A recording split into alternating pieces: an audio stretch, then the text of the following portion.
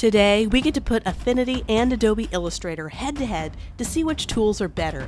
Affinity just announced they're going totally free. That's right, free to download. And they released an image trace tool, which allows you to quickly convert raster images to vector. This is a tool Affinity users have been asking for many years. So let's see how it stacks up to Adobe Illustrator trace tool that's been around for many upgrades over the years. We have 4 different projects that we're going to put head to head, so let's go round 1. We're going to start off in Affinity. So this is now free to download.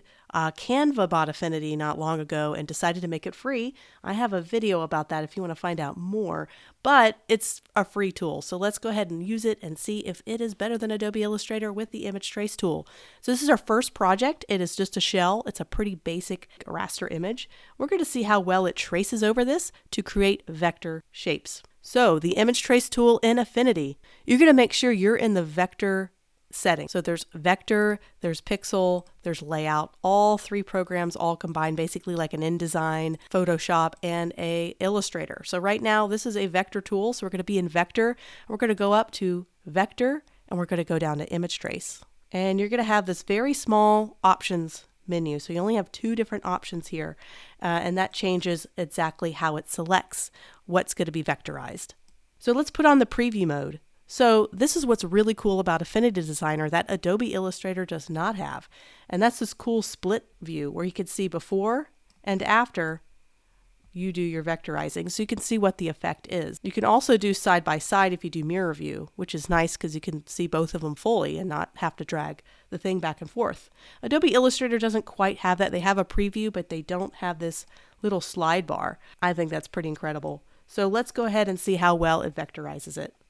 So let's talk about edge threshold. So edge threshold is how sensitive Affinity is when detecting edges or contrast in the image. Think of it like how much edge detail to include.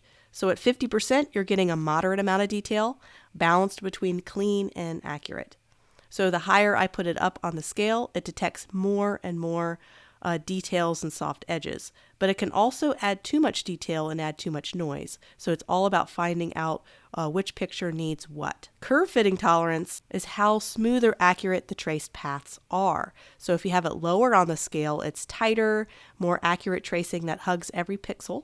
And higher on the scale is smoother and more simplified curves. So it's going to smooth out curves instead of trying to find those little tiny movements. So for this, we're going to keep it in the middle. It's a pretty simple image. And we're going to go ahead and click on apply and see what happens. All right, so we have an image traced. It has the background graphic. So let's go ahead and double click the background and remove it. And here we go. Let's see how it looks. So we're going to get the node tool, which is like the direct selection tool in Adobe Illustrator. And let's see how many nodes it has. It was pretty efficient in terms of not using so many different points. Anchor points or nodes, as they say in Affinity. So I thought that was a pretty decent trace. It was very efficient, doesn't create too many extra points it doesn't have to. So what I'm going to do is I'm just going to select all of this and I'm going to bring it in to Adobe Illustrator. Okay, so let's kind of zoom in. I think it did a pretty good job at tracing it compared to the original. So let's do an image trace in Adobe Illustrator. So let's go ahead and select this image. And now with the contextual toolbar, it automatically gives you the image trace option. But what I like to do is I like to bring up the detailed window. So if I'm going to go to Window,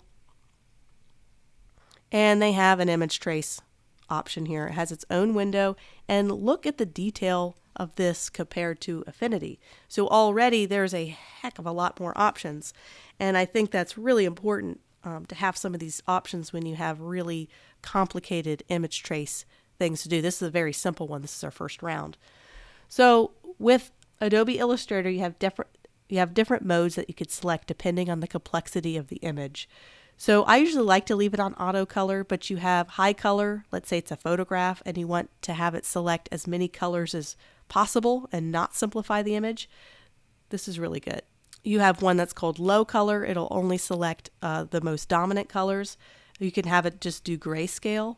You have black and white if you're just looking for a single color. So that's pretty cool to have. It gets rid of the details, but if that's something, if you're looking for line art and you want to trace something, that's really neat to have. And then you have outlines. And you have all these options. And so far, Affinity just kind of has it automatically on this auto setting. There's not the different subsets you can select. But the view is where Affinity shines, because right now you can view it in different ways. So you can toggle on different views, but you have to toggle it. I can't see both the original and what it's going to trace at the preview at the same time. And I really love that about Affinity. So far Affinity's winning the preview section and Adobe Illustrator's winning the options section, having a lot of options. So let's just have preview mode be tracing so we can see, and we could toggle it on and off. We're going to keep it on color. And you could change how many colors you want it. Do you want it to pick up on these little subtle, let's see, you have a gradient that you're tracing, it'll pick up on all those little subtle changes. Or do you want it to have less and be super simple? So you know those two options we talked about in Affinity? This paths and corners are very similar options. So we're going to do something kind of in the middle for this one. So method, these are two different methods. So overlapping is what is automatically set in Affinity. You can't change that option. So that's what it is. And what it'll do is it'll create a shape on top of a shape instead of cutting out the shape underneath. So this is a better way to do it. But if you ever wanted to have it be this option, what it'll do is it'll cut everything. If you have an object on top, it'll cut everything below it. So if there's object, it'll cut that shape out, which could be helpful to have when you're doing press work. But most of the time, this overlapping is fine. What is interesting about Adobe Illustrator is they allow you to keep the gradients. So if any gradients are in here, it'll keep it for you. In this case, we don't have any. And let's go ahead and go down here when we're ready. And I like this preview where it tells me how many nodes or anchor points that it uses. So it uses 18 curves and 203 anchor points or nodes, if you want to call it in Affinity. And it tells you how many colors. So I kind of like that preview option, which Affinity doesn't have those details or options yet. Okay, so we're done. I'm going to get the direct selection tool. Go ahead and get rid of that background. And let's do a direct comparison. So let's see. This is the image trace. Let's go ahead and get the original image back. Let's go ahead and compare. This is the original image. And to the left is Affinity. They both did a pretty good job. I actually think, if I put the original back, that Affinity did a better job with handling where these endpoints get to. And over here, I feel like it didn't quite smooth it out as well. And that could have just been the options that I had, but it kind of didn't know how to handle this right here. It's kind of going down awkwardly, where I feel like the Affinity kind of smoothed it out better for me. So let's take a look at the total anchor points used. So I'm going to get the direct selection tool, go ahead and select them all. What do you think? What do you think? And they're different algorithms that they develop these tools completely independent of each other. They're all proprietary. So they're going to have a different way of calculating everything. But this looks very, very similar. I actually think Affinity is more efficient and doesn't have as many options. That could have been because I had so many detailed options in my image trace panel. I could reduce that if I wanted to. But look how complicated all those unnecessary anchor points that they put on here. And look how many nodes that they have here. It's a lot less. So honestly, I think Affinity won this round. And the fact that it's a completely free tool, even better. But let's see how it handles more complex images. All right, round 2. This one's a bit more complex. Still simple lines. We're not dealing with textures yet, but it's way more complicated. So let's see how Affinity does. Let's go to Image Trace. We're going to select our image first and then go to Vector, Image, and we don't have a lot of options here. So we're going to do a side-by-side preview, or actually I like kind of this thing where you can slide it before and after. And let's see, edge threshold. So this has detail, but it doesn't have a lot of the little detailed edges. It's just still basic line art. So I think with edge threshold, we don't need to have it high. And I would like it to select it pretty exact. So I'm going to have kind of a lower curve fitting tolerance. And I'm going to click on Apply. There's not really any other options in Affinity Image Trace. That's pretty much it. So I'm going to get this node tool, which is the direct selection tool in Adobe, and I'm going to get rid of that background. So let's see. We can always, when you zoom in, there's these little details that you can always correct. So I have the node tool, which is the direct selection tool, and I'm just going to get rid of a few of these. So when you do these things, you can easily edit. That's some kind of random artifact that was left over. Don't know where that came from, but that's just happens sometimes with these things. So you can go back there and correct all those, but we're going to try to keep it similar so that we could compare it directly with Affinity. But let's go back to how it was when we first traced it, and let's bring it into Illustrator. All right, here it is in Illustrator, and let's make it about the same size so that we could do a nice direct comparison. All right, so let's do it in Adobe Illustrator. So let's go. We have image trace window already open. Let's do a nice tight fit for our paths so it really hugs the original lines better. And let's make our corner emphasis. It says higher value means more corners. So let's keep that high. We want to keep it as original as possible, but we don't want to do too extreme with any of these unless we really need it. Let's have overlapping shapes. And let's go ahead and go down here to trace. So I expanded it, and now I'm going to select all of them. So that's quite complex. So let's kind of see how it did. Oh, wow. It really selected quite a bit there. I can see that the image trace algorithm that they use really adds a lot of extra anchor points, and there's ways to get rid of those if you want to. Let me go to Affinity. I don't know, that's pretty close. Let's overlap these guys. I have an idea. I'm going to take all this and make it a stroke. Now, it looks like somehow this background image got selected with the top of his head. So there was something that happened up here where it got confused when it was doing the image trace tool, and it got messed up with the background. So now they're joined. So if I delete this, a part of his head disappears. And that was Adobe Illustrator. Interesting. Okay. So let's make this one Affinity. Let's make that one purple. And make sure they're the same size, roughly. So pretty darn good. It picked up on these little things. It looks like the red, which is Illustrator, made a sharper point there, and that was smoother. Of course, those are all sometimes the little settings that we set. We can't get the settings perfect because they're different settings for each program. But Affinity's doing a pretty decent job at keeping up with the complex options of Illustrator. So I think for this one, I think Affinity wins this round too. Now let's try this rose, which has a little bit of a subtle gradient. Let's see how it handles color. Okay, we're going to make sure the image is selected first. Vector, image trace, and let's do a split view where we could see before and after. So you see these little tiny squiggles right here. That is the program trying to figure out this little grainy texture. And this is when things start to get a little bit complicated because it's not just simple one color selections now. You have these little colors that it's trying to pick up. So let's increase our edge threshold, and it disappears. So see, when you have a lower threshold, it's going to want to select every single little point that it can pick up and see the complexity there. If we increase our threshold, all of a sudden it ignores some of that noise and just simplifies it. So now you can really see the effective edge threshold, where before, in those really simple black and white ones, it wasn't really showing much of a difference. So curve fitting tolerance, so you can see how it changes. So I'm going to do the extreme amount, and then I'm going to go back all the way to the bottom, and you can see how it smooths out the corners when it's a low curve fitting tolerance. So I want to try to keep it moderate for this one. So I'm going to keep it in the middle. I do want some smoothing, but I don't want to change the original picture. So I'm going to go ahead and click on apply, and I love being able to do this. Slide it back and forth. Isn't that cool? Come on, Adobe Illustrator. Let's catch up with that. So I'm going to click on apply, and I'm going to zoom out, and I see a couple of little artifacts in there, and we're going to leave that in there. We can always just get the node tool and get rid of it. But in this case, we were trying to do a comparison. So far, so good. Let's go ahead and get the node tool and get rid of this background, and let's bring it into Illustrator. So here we are in Illustrator. Let's bring it in, and now let's do it here. So let's go and get rid of this color.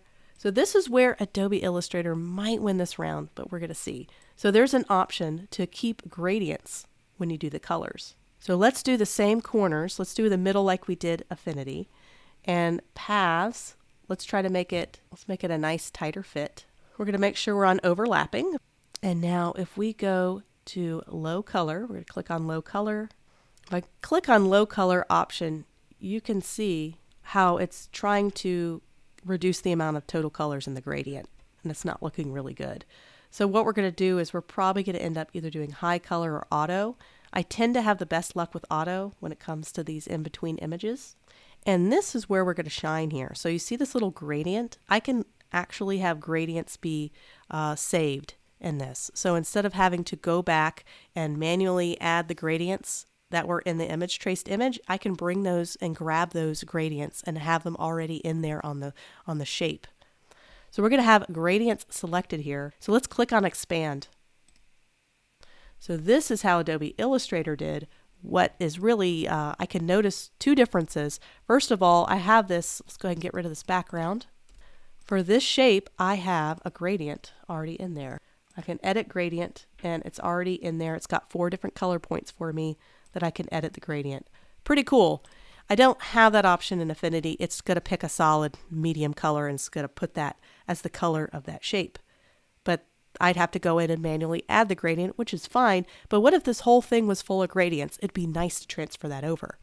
Another thing I notice is this little artifact. It's not a big deal. I can just delete it. But I don't see that that artifact got picked up here in Illustrator.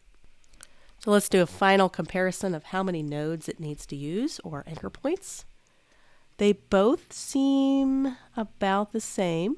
Let's really zoom in here. You can see how the different algorithms they have developed. You have that one little random artifact that was left in there. But other than that, Affinity really keeps up. I'm actually pretty impressed. But having those little extra options, like I've shown you a couple times already in Illustrator, that's kind of what you pay for.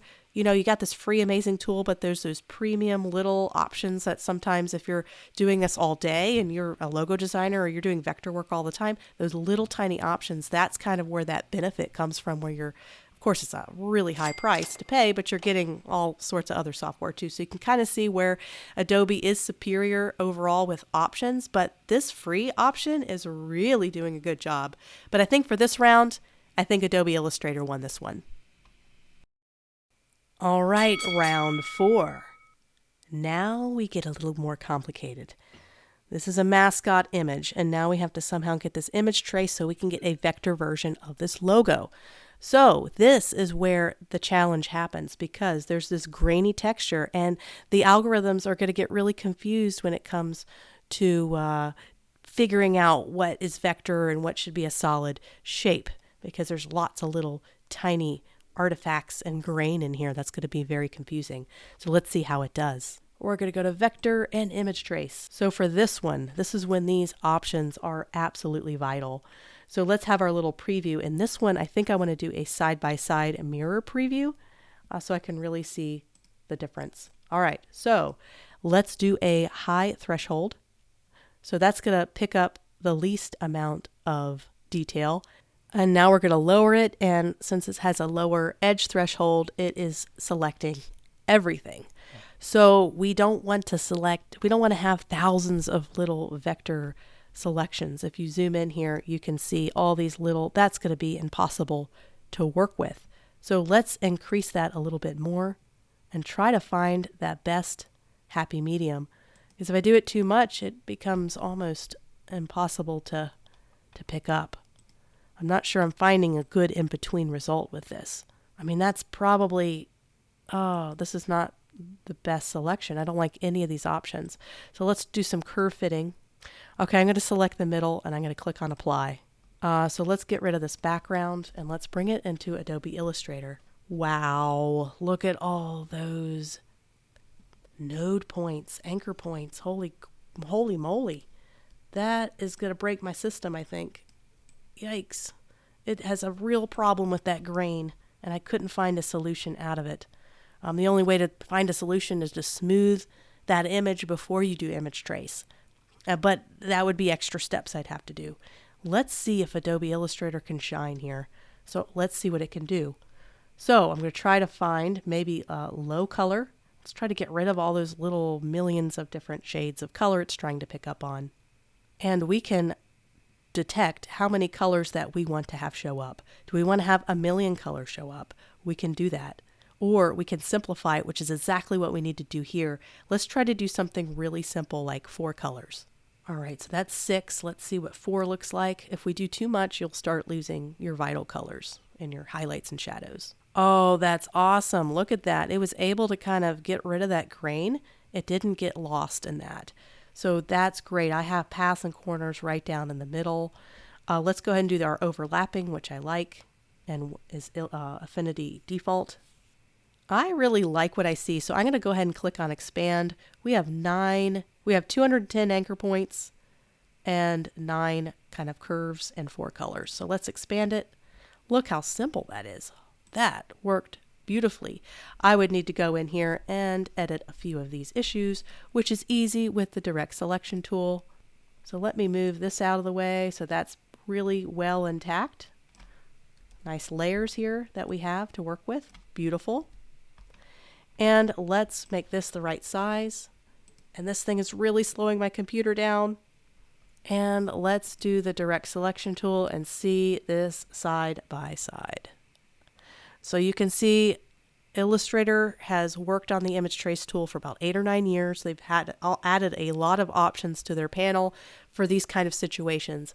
So in this case, when it comes to grain and detail and maybe even high fidelity photos, I really think this is where Adobe Illustrator shines. Then that extra cost per month, that's kind of what you're getting, is that extra options that help you in these situations.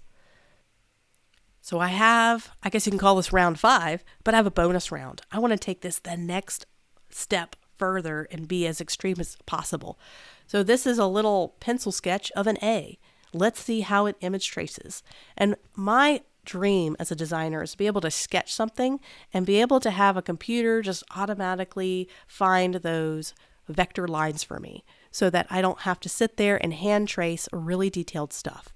This is actually really simple. It's a simple A. So you think it would just find those lines and give you that perfect black and white vector image ready to tweak and ready to go.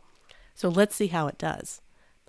And a lot of the times you'll have to go to the pixel mode and reduce some of this background stuff so it's not as detailed, but let's just try it how it is. We're going to select the image, vector, image trace. Let's do a preview like this, the side by side. So before, after, it's picking up on the sketches, but you know what I wish? It would just do simple line art for me and just do one big vector trace of this A and one little vector stroke. I would really like that. It does pick up on the details and everything. We can change the edge threshold, but let's go ahead and click on apply. And here's the problem. It picks up on the graininess of the background of my photo, which you could get rid of in a pixel environment, but still, look at this. That is insane amount of points. So let's see how Illustrator can do with this. So I got black and white, and let's do simple outline. It's not picking up on anything. So let's just go back to auto. It's just not working. This is where we can go to ChatGPT and ask it for a image trace, simple black and white vector drawing. So let's see how it does. And let's ask it to do what image trace feels like it's supposed to do. So this is what it gave me. And yeah, that's super simple and kind of loses some of its character, but I wanted to have it, let's say it's a more complicated logo and I have really specific shapes of the sketch. It can pick up on that stuff and do it for you. Now I have it in Adobe Illustrator. I can click and do a simple trace, going to expand it. And there it is. And then what I can do is I can bring the original sketch behind it and I can find a way to make it a little bit more accurate. So let's see how accurate, because ChatGPT is not quite as accurate as one would believe. So let's do a direct selection tool and getting rid of this. And then you could do a stroke, and then you could see how it didn't do it perfectly, did it? But that's okay because we're designers and we can edit this. So I'm giving the direct selection tool, and I am changing all this to make it match. So this is something I kind of wish Image Trace just did on their own, and maybe that's something Adobe Illustrator can add. I got the curvature tool, which Affinity doesn't have that yet. I like being able to use that. So anyway, just wanted to kind of show you that. That's kind of what I always dreamed Image Trace would do. I could just cut out the AI aspect, and it just did that natively in the program. So maybe that's something that can happen in the future. But if you ever had something complicated like a sketch, you can have it simplified in some kind of LLM like ChatGPT or Google Gemini. Then you could bring it in, then do an image trace. And then you can go back and make sure it all fits nicely after that on your original image. So there you go. We put them head to head. So I think we have almost pretty much a tie. We had a couple rounds where Affinity really kept up with Adobe Illustrator and in some ways was superior. And there's those times those detailed options of Adobe Illustrator really came in handy and won those rounds. So it's kind of a tie. I really think if price was exactly the same and they both cost exactly the same, I like Adobe Illustrator better. But the fact that Affinity is now completely free, I think this is an amazing free tool. I hope you enjoyed this. Please put in the comments if you plan on using Affinity or if you're an Adobe Illustrator user or which image trace tool you like better. Make sure to like, subscribe, and please, I love comments. Make sure to watch my hundreds of other videos, and I hope to do more videos soon. Put suggestions in the comments.